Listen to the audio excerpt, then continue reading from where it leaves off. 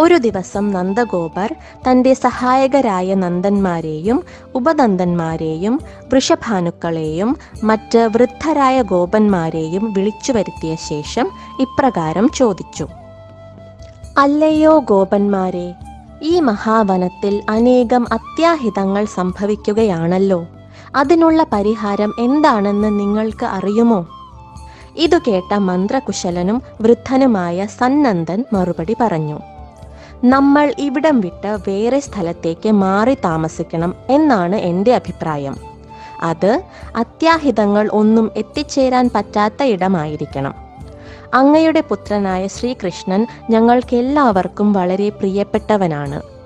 ആ ബാലന്റെ എതിരെയാണ് പൂതന, ശകടാസുരൻ, തൃണാവർത്തൻ എന്നീ അസുരന്മാരുടെ ആക്രമം ഉണ്ടായതും വൃക്ഷങ്ങൾ നിലം പതിച്ചതും. അതൊക്കെ ആലോചിക്കുമ്പോൾ തന്നെ വളരെ വിഷമം